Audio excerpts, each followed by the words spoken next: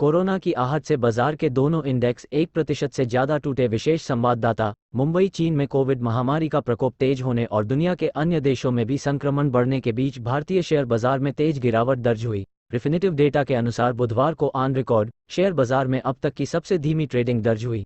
जब बाजार बंद हुआ तब निफ्टी 100 का ट्रेडिंग वॉल्यूम 187,594,000 था, जो कि अब तक का सबसे कम है।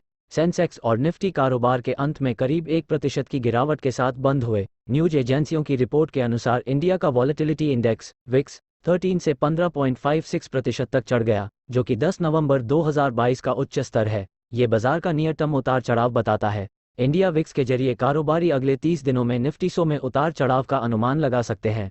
इस दौरान सेंसेक्स 635.05 अंक या 1.03% गिरकर 61,067.24 पर बंद हुआ। वहीं निफ्टी 186.20 अंक या 1.01% की डाल A2 इमेज जनरेटर गिरावट के साथ 18,199.10 अंक पर बंद हुआ। कमजोरी जारी रहने का अनुमान। रिजर्व बैंक की पॉलिसी मीटिंग और अमेरिका के मैक्रो इकोनॉमिक डेटा से पहले चिंता पैदा कर दी है। बाजार में आई इस गिरावट ने निवेशकों में इकोनॉमिक्स रिसर्च एडवाइजरी के फाउंडर चोकलिंग ने कहा, साल के अंत तक बाजार में कमजोरी जारी रहने का अनुमान है, क्योंकि विदेशी निवेशक साल के अंत में काफी सुस्त हो जाते हैं। अब फोकस आरबीआई मिनट्स का है, क्योंकि समझना चाहते हैं निवेशक महंगाई और ग्रोथ का असेसमेंट। आरबीआई के मंथली बुलेटिन में भी यह कहा गया है कि महंगाई कम हुई है, लेकिन खतरा टला नहीं है।